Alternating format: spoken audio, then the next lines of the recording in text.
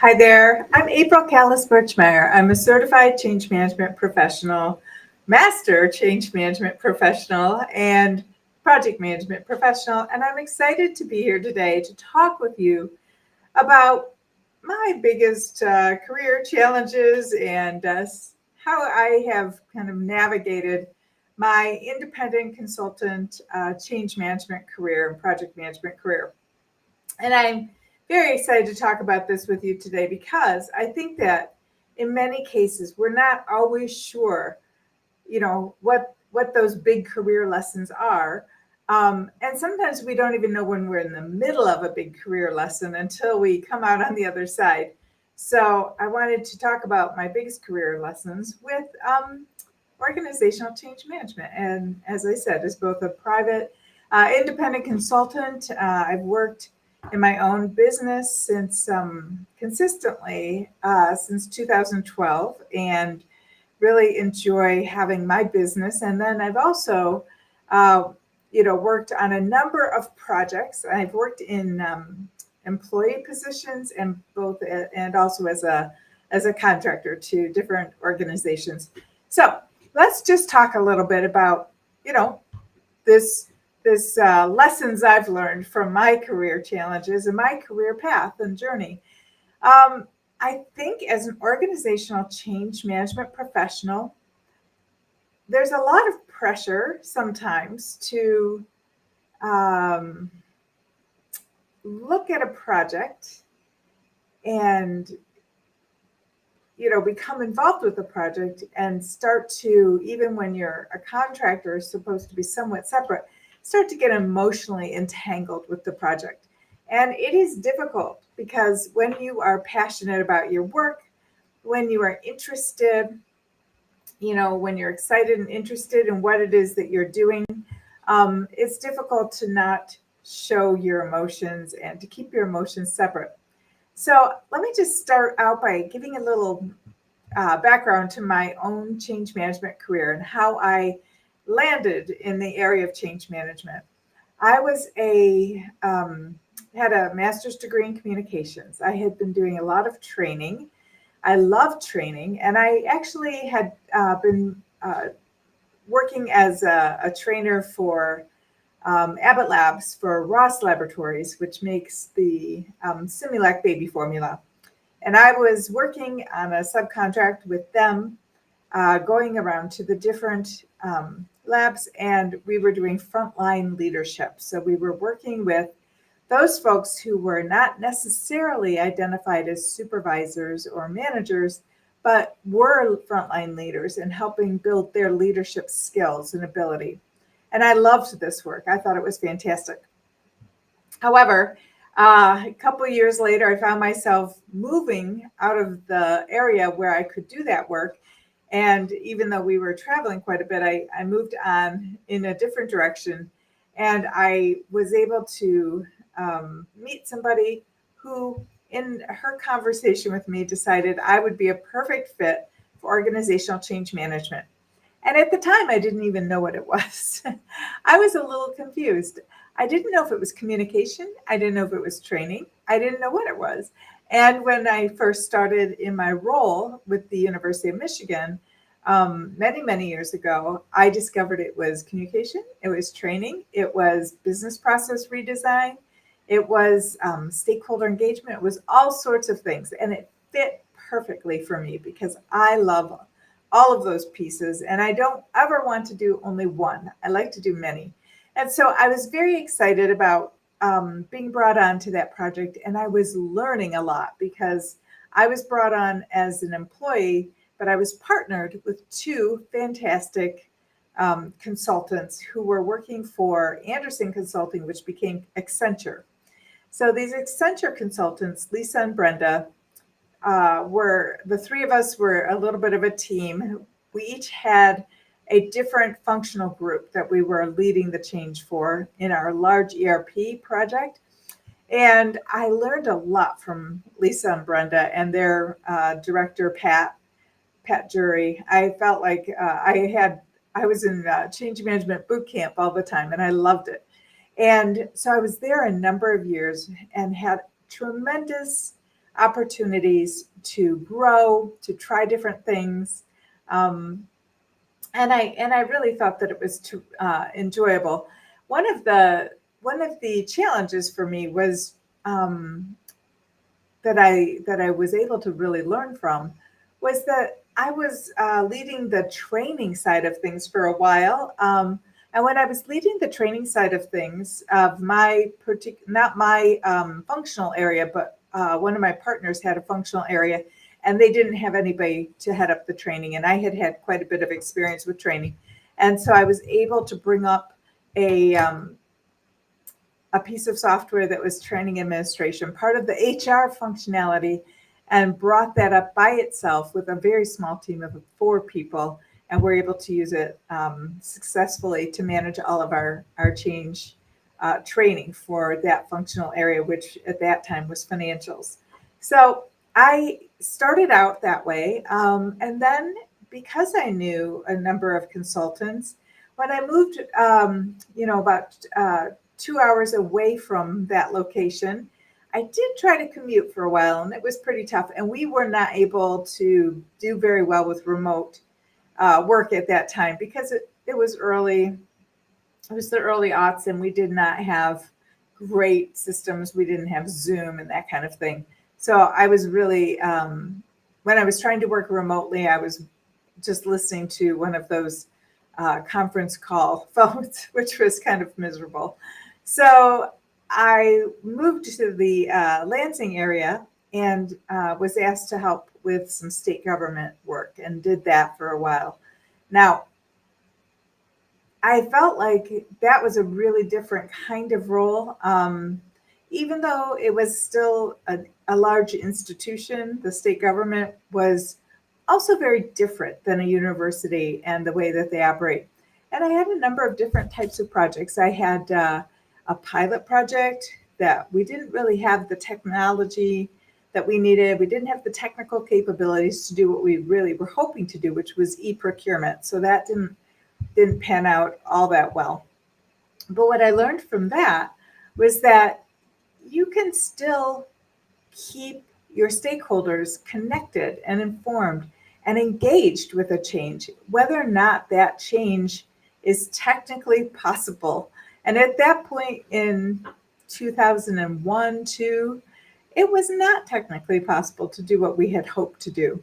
But we did have a very good, engaged group of stakeholders, and we were able to make a big impact on how they communicated with our procurement area at the state. And then I moved on to a number of different projects. But one of the things that I discovered early on was how important it was to develop a story to help describe the change that's happening. And I also think listening is a really big piece for change consultants, and as well as thinking about what are you willing to fight for. So I want to just talk about these 3 pieces because these were lessons that helped lead to many learnings for me and many discoveries. And I'm hoping that this can be something that would be applicable for you. The lesson I learned about using story to talk about the change really did happen at the University of Michigan when I was there. I discovered how to talk about the change in a relevant, relatable way that made sense to people and didn't sound technical and wasn't full of jargon or buzzwords. And so that was a really big deal for me. I then went on to try to incorporate story whenever I was speaking about a change, even if I was just speaking one-on-one with a leader, rather than start to move into all the technical buzzwords and jargon. Like, of course, I would get to the point. I would not just tell a story and not communicate about the change. But I used story to help them connect to the change. And when our leaders started to see the impact that this story would have on their understanding, their connection to the change, then I felt like they were able to start to incorporate that into their own conversations and their own information about change. And so I would think very much, I would think all the time about, what is this like? What does this remind me of? Whenever we were in the middle of a change. I do remember working on a change that the technical team really liked one name for the change, and I thought the name for the change was not so good. And the only way I could figure out to help them kind of recognize and reconcile themselves to this idea that the change name was not great was to have a focus group and to ask real stakeholders what they thought of the name that I was not that crazy about. And I didn't do it in a biased way, which is hard not to because we all have biases and we all have things that we prefer and perceptual frameworks that we work through. But I did share the name with them and asked them just what they thought of it, and then recorded the responses. And the responses were not what we had hoped for. And then we proposed 3 other names, and they gave us feedback on all of the other names. And I just felt like this was a really important finding that when I couldn't necessarily just on my own persuade an entire team that this was not necessarily the best direction for the project, I could rely on stakeholders to be honest and to ask them what they thought. And then the most important is to listen to what they had to say and then take that under advisement and take that back to the technical team. And I did so with video because I didn't want them to think that I was taking notes in a biased way. So I just recorded video, and it was very simple. And it's something that you can do also when you need to really raise an issue and you feel like it's going to impact the stakeholders. You can convene a focus group, a small group that would help you talk through the issue, record the whole conversation, tell them it's for the technical team. I mean, you're not going to use this for anything else. And then share it with the technical team and get their opinion and their thoughts as well. Because when they saw what the stakeholders were thinking about their name, they were very open to shifting. And it no longer felt like it was, a battle between the two of us. I also think you can sometimes win those battles, but lose the war if you're not careful in terms of how you approach that conversation. I didn't want to lose the technical team. I needed to stay a part of that group and be a part of the project team as a whole. So I didn't want to do anything that would be embarrassing for them or kind of go in a head-to-head battle. I also have learned over time not to get into email wars or email battles. This might seem ridiculous to you, but I think that it's not uncommon when things are getting tense and a little frustrating on a project. It's not uncommon for people to start to get a little bit terse in their email tone. And I think that the faster you're moving, the more easily you fall into this terseness, this sort of harshness, where you're no longer saying hello at the beginning of the email. You're just like, it's a volley, right? Like somebody emails you something, you just boom, email right back, boom, email right back. And as you're doing this, you're really losing the war. You might win the battle at that moment, but it's not worth it because the bad will that it creates in the project team and with you and someone else really is not worth it. It's not worth being right. It's not worth it because you just create such negativity and frustration. And everybody's working hard. Everybody's trying their best and giving it their best shot. So keeping that thought, that reception to positive intent. I want to think about everybody has positive intent when they are emailing. Even if it feels harsh, I think, oh, they must be really busy. And if I feel like I'm getting into a volley with anybody, I call them.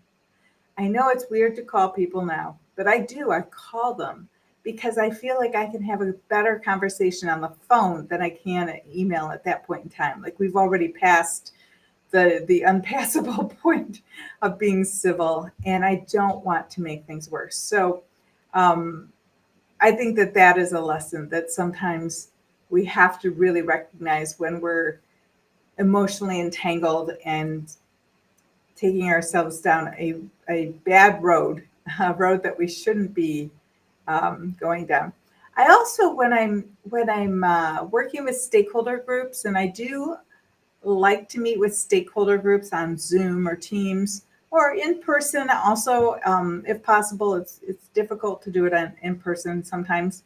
But whenever I'm meeting with stakeholder groups, I will ask my question.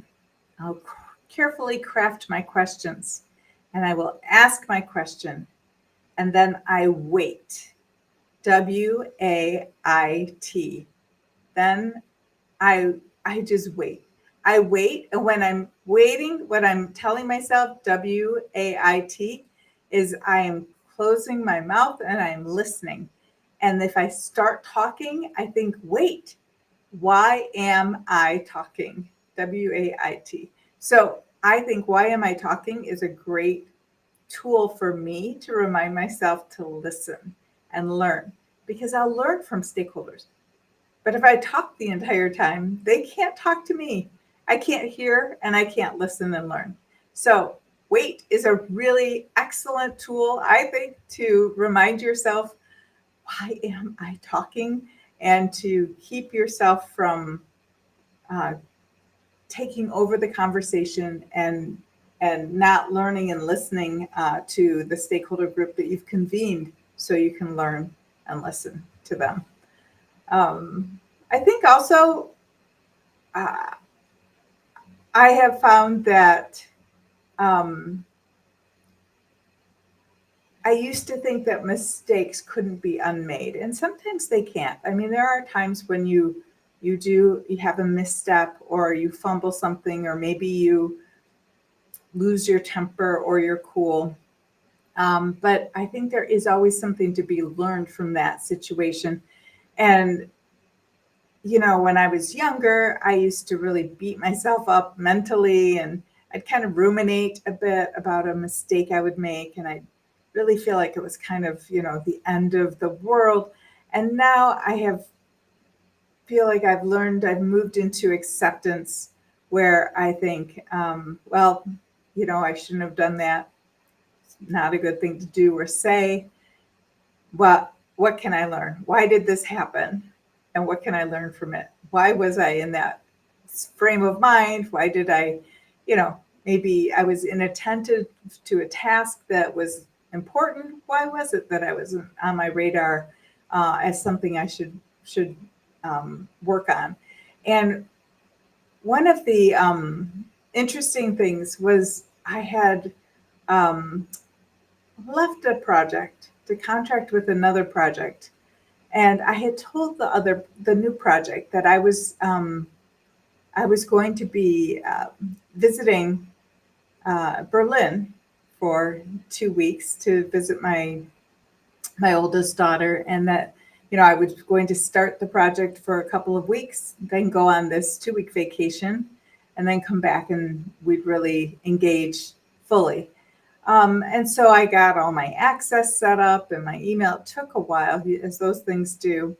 I started putting together stakeholder groups and meeting with those stakeholders, and then went on my 2-week trip, only to come back and find the project director saying, there's an employee in our organization that wants this position, and we're required to give it to her because you're a contractor. And I was a little frustrated with that. I thought, my gosh, I gave up a project I'd been on for a number of years to come work with this group. And, 2 months in, they're saying, well, we have to use the employee instead of a contractor, which I support, but was still frustrating for me personally. And however, I decided at that point in time that the time that I had set aside to work with them on that project would be a great time to write a book. And so I turned this frustration and sort of this loss of, my new project into my Ready, Set, Change book. And it was very satisfying, I must say, to know that I should be working on their project, but I wasn't. And so I was working on my own project. And when the book came out in February of 2020, which all is great timing for a book, when that came out in February 2020, I was really thrilled because within a year of having this experience, I had turned a lot of the lessons that I had learned over the years into a book. And I think that that's something that all of us can do. We can all find time to, maybe at the end of each week, you take a half hour and you just jot down what happened during the week. And then you can retain these pieces of information, retain the lessons that you are learning, and you can turn them into something that's helpful to others. You can turn them into a book or an article or maybe a training program.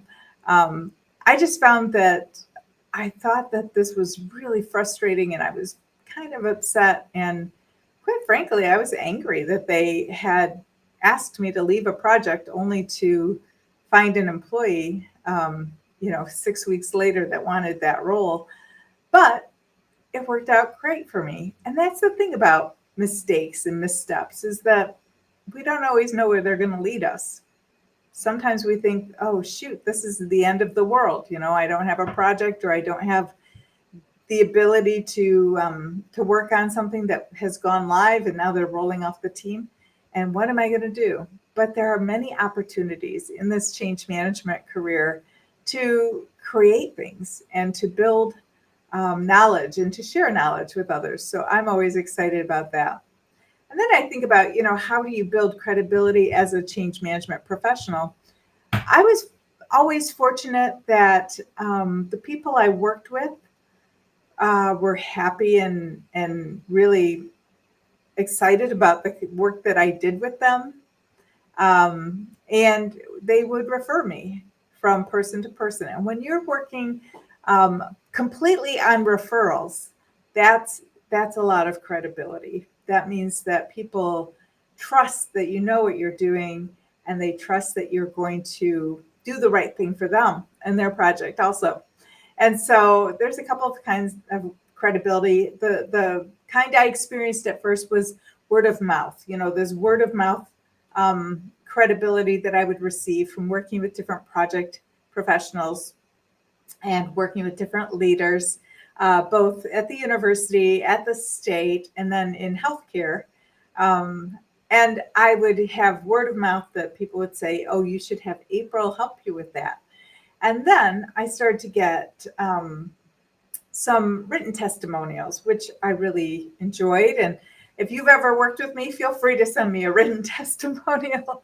But I kept these written testimonials. And whenever I had a conversation about, a new project or could I work on something, I would share these written testimonials. They were very powerful. They always are powerful. And if you have a testimonial, put it on your LinkedIn page and show it off and share it with other people who are looking to bring you to help them or looking even for a new job. I think it's great to have testimonials. And then finally, articles I think are important. And there's two types of articles. The articles you can write. And yes, it is busy to be a change management professional, but there is time to generally write up an article about what you just accomplished. That's a big deal. It's helpful not only for yourself, but it's helpful to other people who are able to read your article on LinkedIn, or maybe your article's on Substack, or maybe you send it out as a newsletter, but you're planting ideas for others about how they could approach a project or how they could tackle something that seems daunting, seems difficult. Even just something like how we trained when we didn't have any in-person access. So articles that you write are fantastic. And then there are the greater articles, which are articles written about you. And I had one of those when I worked on the Healthy Michigan Plan, the Michigan Medicaid Expansion Project. in 2014, and we had an article in the New England Journal of Medicine that talked about why the project was successful, and change management communication was called out specifically as being a big help to the adoption of the program, to the success of the program. So I think that building that credibility, with also joining an organization like ACMP, then you're a member of an association that's really dedicated to change management professionals, and you're able to build relationships with other change management professionals. And those relationships are so valuable. You are working on a project and someone says, oh gosh, we could use another resource. And you think, I know a lot of resources at ACMP, and you can go to your network and let them know that you have a role open on a project. Or maybe you need a role, and it's a great way to reach out to your fellow change management professionals and let them know you'd be open to taking a role on their project if they've got something that they need help with. I think that that's a really important piece, is to be with like-minded professionals, like-minded people, project management professionals, change management professionals, HR professionals, and to really take the time to get to know them and to ensure that where you can turn if you're looking for a resource to bring onto a project or to help with something that you're working on. And also, and just wrapping up today, I just want to mention that if you'd like to learn more from my experience, and if you'd like to really start building your own change management career, please come and join us beginning September 15th. This is our final cohort for the year for Ready, Set, Change, Accelerated Training and Exam Prep. And this is my 21-hour Qualified Education Provider course that will qualify you to take the CCMP exam. And we've had over 130 people earn the CCMP who've graduated from our program. So we would love to talk with you about joining our cohort if that sounds like something you'd like to do, and if you'd like to really start to build your change management career and have some guidance, some mentorship, some love and encouragement on earning your CCMP and really becoming that change management professional that you are striving to become. So I look forward to hearing from you. Please reach out to me, email me, send me a note on LinkedIn. Let's set up some time to talk. I'd love to help you reach your goals. Oh, and the clock is also ticking, right? Because we have the new CCMP exam is coming out in March. So there's a limited window right now, just about 6 months, when we're still using the current standard for change management for the CCMP exam. And when that changes in March, if you haven't taken your exam by then, you'll have to start over, I think, slightly in terms of your study. So join us September 15th. We end October 6th. It's 2 hours on Mondays, 2 hours on Thursdays, and some work at home, homework videos. And then we will make sure we get you to your goal of earning that CCMP. So thanks for joining me today. I've really enjoyed talking about the challenges. I've really loved talking about my career lessons that I've learned as a change professional. And I wish you well on your journey at becoming a superstar change professional as well. Thanks.